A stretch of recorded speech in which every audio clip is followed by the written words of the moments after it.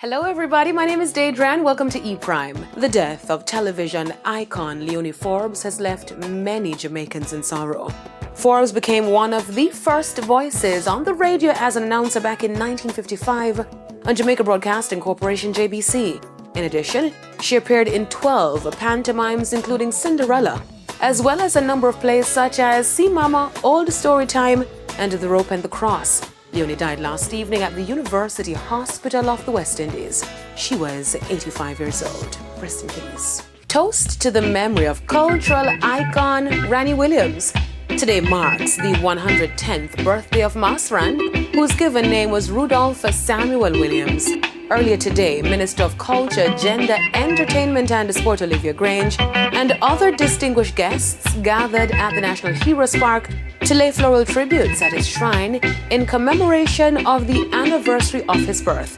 Masran was the host of the Ranny Williams Show on television, which premiered back in 1963.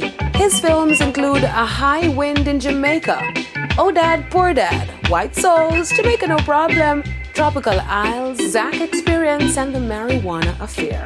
Now, Prime Minister Andrew Holness today announced that his administration will be constructing a school to train entertainers and musicians. Mr. Holness asserted that this was necessary to help halt the deterioration of the Jamaican society. He was speaking at a groundbreaking for Jamaica's first science, technology, engineering, arts, and mathematics STEAM Academy in Bernard Lodge, St. Catherine. The government plans to build a total of 6 STEAM schools at a cost of US $133 million. An institution for the arts will also be constructed. Mr. Holness said this institution will help empower young people. Good idea. Now onto the international scene where pop star Rihanna is back with new music. Lift Me Up. Marvel Studios confirmed news that the singer, Fenty Beauty CEO and lingerie mogul, will be featured on the Black Panther Wakanda Forever soundtrack with her first single in 6 years coming out this Friday, October 28.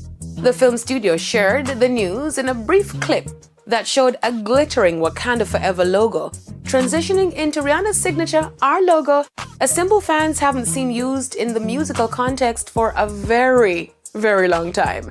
Now this would be a triumphant return to music as her last album was released 6 years ago. 6 years. Can't wait. That's it for E-Prime this evening. I am Daedran. Thank you for watching.